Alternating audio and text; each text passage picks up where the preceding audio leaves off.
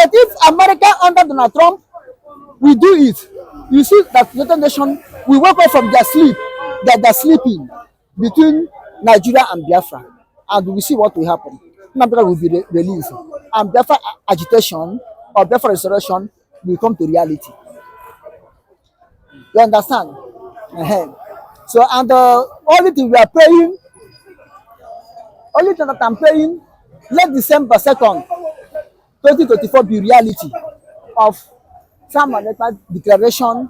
You see how the drum is sounding. We tell you how the step of your dancing will be. And if you look at the past record, we can discover that Donald Trump is a man of no nonsense. Donald Trump is a man of integrity. Donald Trump is a man of talk and do, which he will say and do it.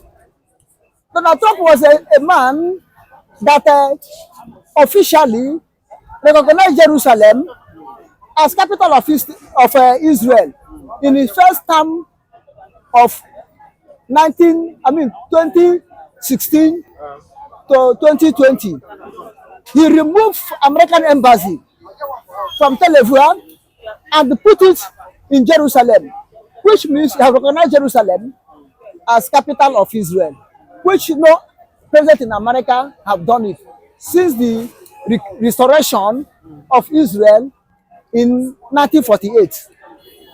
Now you can see Donald Trump is a man who faced Chinese squarely and want to America to regain their economical giants in the world.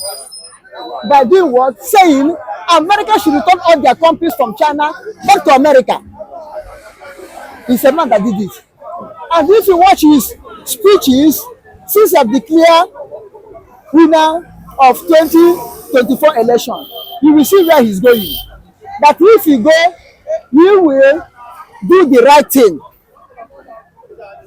He will not look at people's faces. He will not look at who sponsor him or not. Who's not going to sponsor him? And if you look at how he was able to escape almost all the whole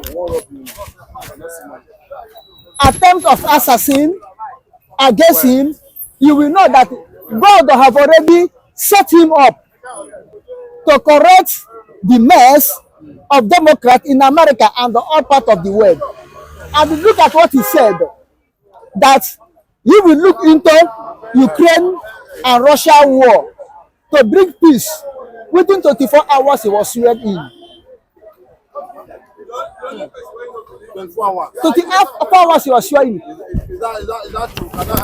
It can happen because now they have set every motion on the pipeline, wanting to open the tap for that motion to be flowing out. That's what I mean. And now, if you watch the former lobbyists of Biafran, most of them were his cabinet members now. The chief of staff to him was a very strong lobbyist of Biafra during the time of Nnamdi was outside. And then the gun is still there. Now, someone ekpa himself, under Biafran government in exile, have made a great move to get some lobbyists from the Congress, oral Congress and ex-Congress. Now, they're lobbying so much. And if you watch, the Latin Party have a largest number in the upper house and the lower house of America. And most of them were dealing with the Biafran. And most of them know what happened between Nnamdi Kanu, Uhuru Kenyatta of Kenya, and the Buhari government of Nigeria. They know that Nnamdi Kanu was kidnapped. And Nnamdi Kanu case is not internal case now. It's international case because he was kidnapped in Kenya. Now that will give Donald Trump or America or Biafran supporters legal rights to ask for Nnamdi release.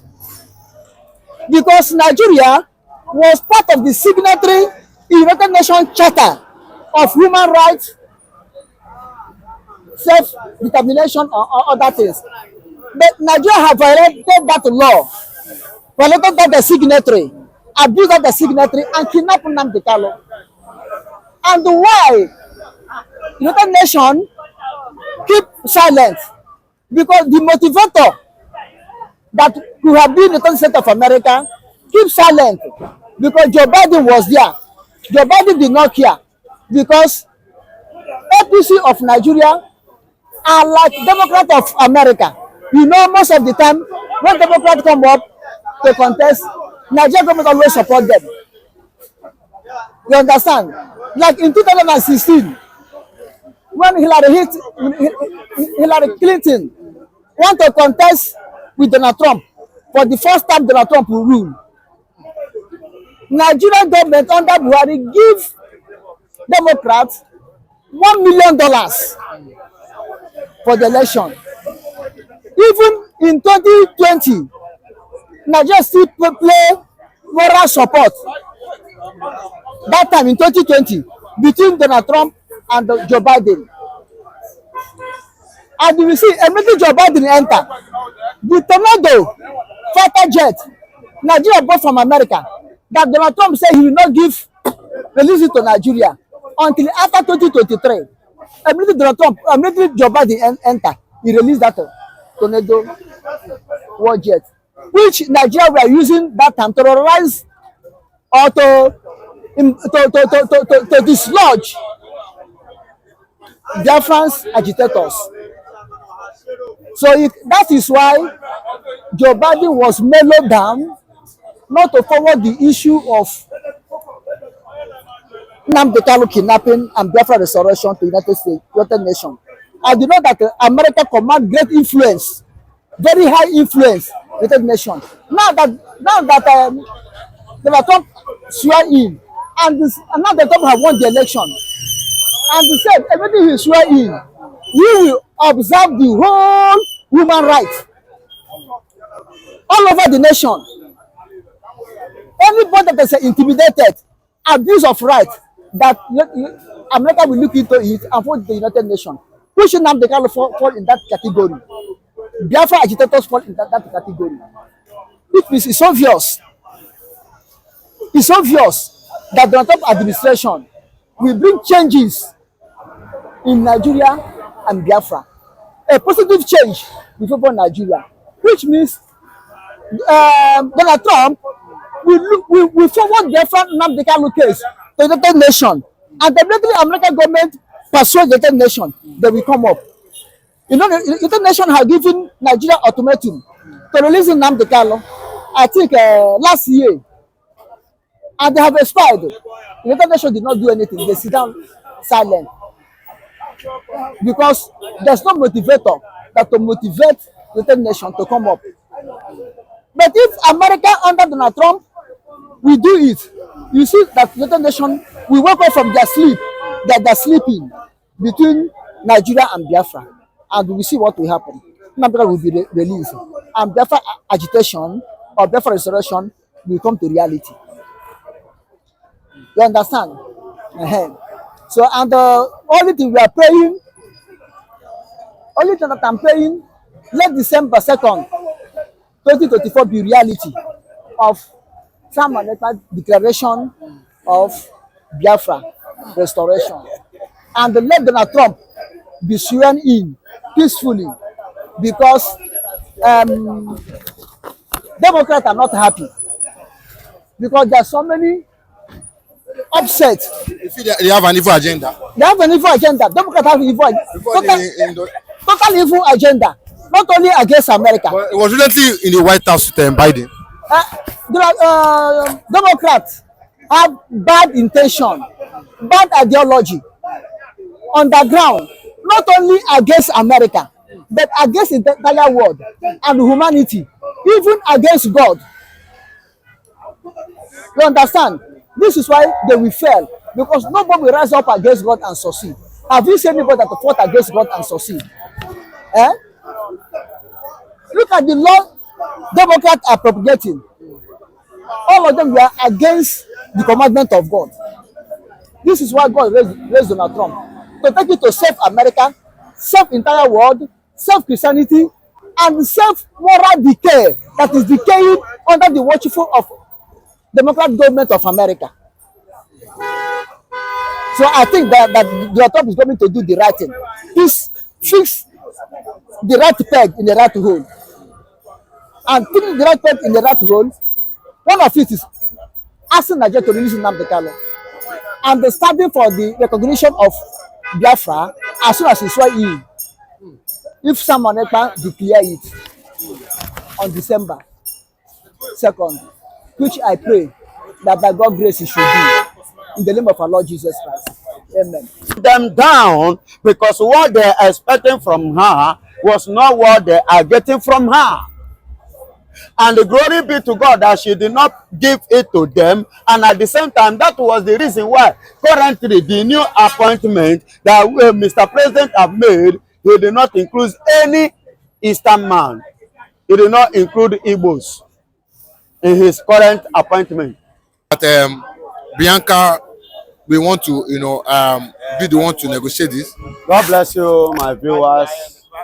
God will bless you. God will give you long life, prosperity in the name of Jesus. I remember my humble self, Evangelist Benjamin Johnson, the only evangelist of Biafra who speak the truth and ready to end by the truth, because by the truth shall make us free. Now listen and listen good. Yes, I'm on Akpan saying, based on the fortified and qualified source, he stated in which you and I know very well. Yes, they are giving Bianca Ojukwu, the wife of late Odumegwu Ojukwu, the man who started the struggling, the fight, the battle of Biafra. They gave her an appointment as the Minister of State and Foreign Affairs because Nigerian government want to use her as a lobbyist with Simon Akpan in order to rub his mind and to make his mind for him to agitate, for him to drop the agitation of Biafra declaration coming December 2nd. Now listen and listen good. And I love that man and that lady because the lady is so wise and so brave that she cannot be bribed by Nigeria. She cannot be a tools of use and dump, just as Nigeria are using many Igbo people, the Biafran people.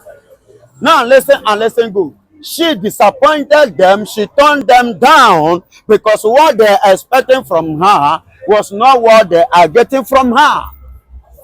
And the glory be to God that she did not give it to them. And at the same time, that was the reason why currently the new appointment that Mr. President have made, he did not include any Eastern man. He did not include Igbos in his current appointment. Now listen and listen good. And Biafran man, the Prime Minister has stated it. He gave Nigeria, if you need dialogue, he gave them condition. And what are the conditions? Number one condition is to free the freedom man. A man that who did not offend you, who told you the truth, but you refuse to accept the truth because you are not happy with the truth and you decided to detain him unlawfully. Unlawfully, I repeat, unlawfully.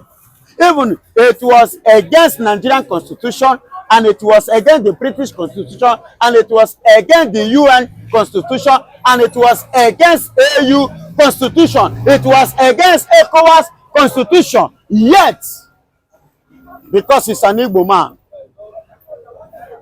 they detained him, they kept him in DSS.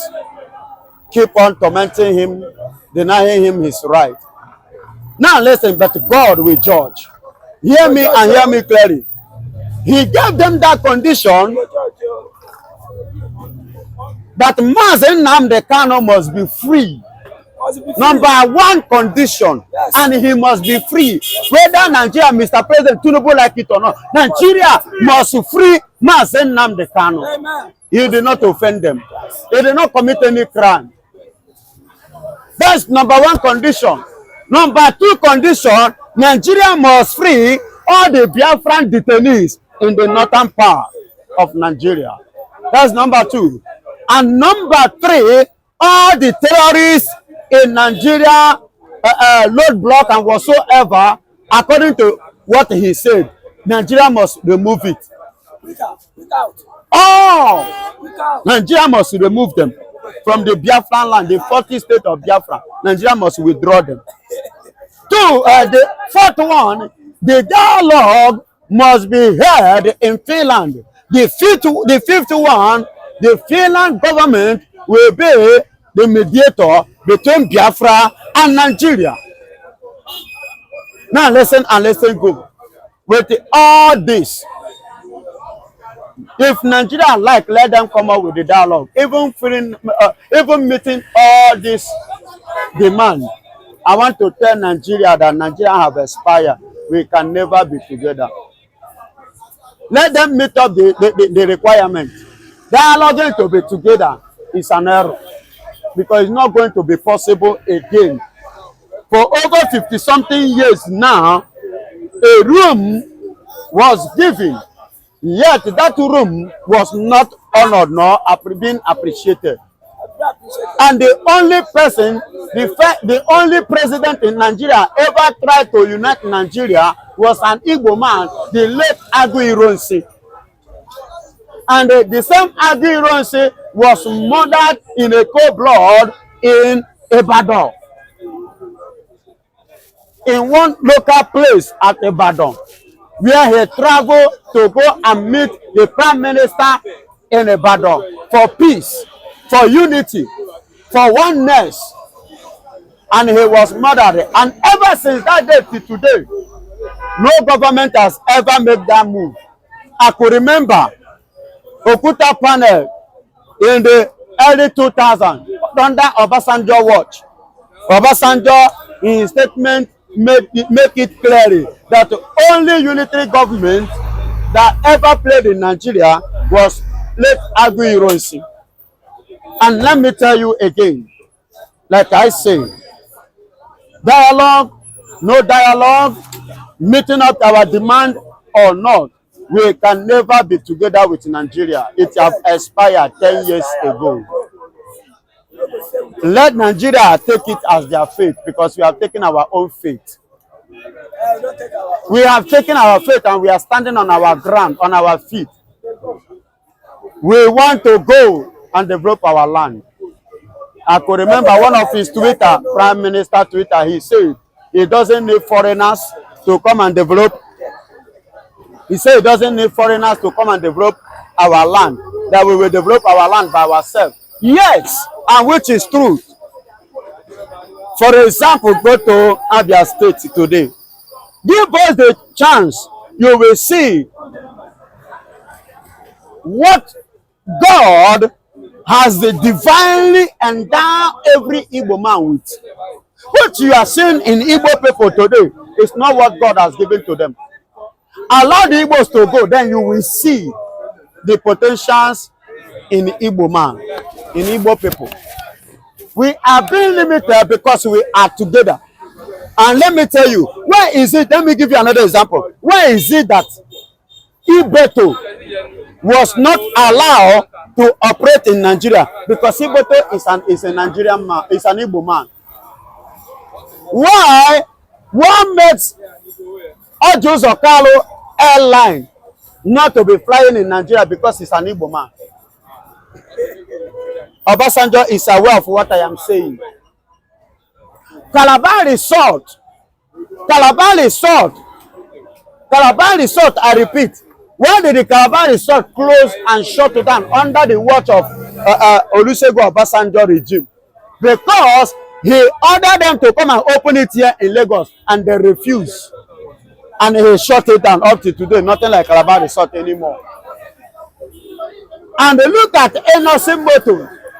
Why did the Innocent Motors move the company, the capital, the headquarters out of Nigeria to Ghana? Why? Because he's an Igbo man, and the federal government refused to patronize him, neither to recognize him. Rather, they wanted to silence him because he refused to come and open it in Lagos State. He said he wants to remain in the East. Do you see the portrayal of Nigerian hatred towards every Igbo man. Do you know what? I know somebody will come up, he will tell me, say, Obi Kobana, open the so thing in Lagos State. They are allowed him because they have seen, because he himself want to open it in Lagos. And they bring that he said they want to base in the East, they will not recognize him. They only want that development to only come into the West or the North. They don't want development in the Southeast.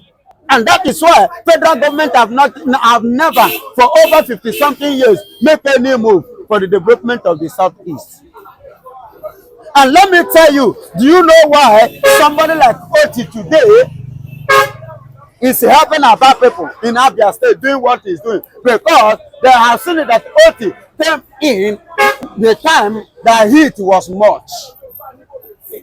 Heat now is too much on Nigeria. So in order for them, no, for people not to be saying, look at it, using this one as an example. So they decided to allow, okay, Oti, he said, go ahead and develop. Go ahead and have your own electricity. Because as I'm talking to you now, Abia State and Nigeria are not sharing the same electrical power. And that is why when a Nigeria-owned dam collapsed, the Abia State own is still standing, and they are having their light 24/7. All these things are the strategies because they have seen the heat is too much. Oko be over. The fire is burning to the level that Nigeria cannot control. That's why they are letting some things, allowing some things to play, like Oti. If not so, they would have stopped Oti from bringing development in the Southeast, because they hate anything development in the Southeast. Nigerian government hates it. Are you hearing me? And that is why people like British cannot move forward. They are one of the world power. They are one of the worst. But go and check the people that British colonized. Those ones that have their freedom, they are far. They are very, very far from the British. Are still learning from them because their mindset is too dark. Do you know the way they came to Nigeria? To be precise, they rule Nigeria. They call it indirect rule. Anything that comes indirect rule, that means they pass through backyard. They did not come genuinely. And that is why up to this very moment, let me tell you something you don't know. You can make your verification and I stand to be corrected. The British are enjoying your resources more than you. The British are enjoying our resources more than Nigeria that own the resources. Are you hearing me? They are enjoying it more than you. That is illegality. And that is why when they wanted to hand over power, how did they do it? They hand over power to the man that cannot read, neither can he write. Go and check them there. They no go school. They cannot write their name. Somebody that cannot write his name, that is the person you give power. And you, exactly, let me give you another example for you to understand the point I'm trying to make. The money that Nigeria borrowed from China, Nigeria did not actually understand the implication. The Chinese language, that is what they used to write the agreement, and they went and signed. And now the thing have hooked Nigeria because it was written in a Chinese language. And it was nowhere interpreted to Nigeria, and they went and endorsed their signature. And that thing now put Nigeria into damnation. They tied their hand today. So that was what played that time. They signed, the uneducated, the illiterate signed a document that he did not know, he could not interpret, he could not read. And that's why they only tell you, the only thing you hear from them is we are born to rule. Besides born to rule, let them say another thing, nothing. Nothing again. After we are born to rule, let them explain or go further. Everything ends. Okay, but why do you think that Simon Ekpa, why do you think that is standing on Finland, dialoguing with being the mediator for Nigeria and Biafra? Why do you not think they can do it as a Nigerian, meditating for the Biafrans and for Nigeria? Why do you think that I want Finland to meditate as the meditator? Now I want to ask you a question. Before the Civil War, why did they take the case between Nigeria and Ojukwu, Gowon and Ojukwu? Why did they take it to Ghana? Why did they take it to Kenya? Why did they take it to this thing? Why? Because in a case like this is not always being treated in that same place. And Finland have become the place where this case should be treated, where this case is qualified to be treated. And that is why he's taking it to Finland. And the Finland must stand as the mediator between us and the Finnish and the oh my God, let me not use this word. Nigeria, a Finnish country like Nigeria, because Nigeria is already finished.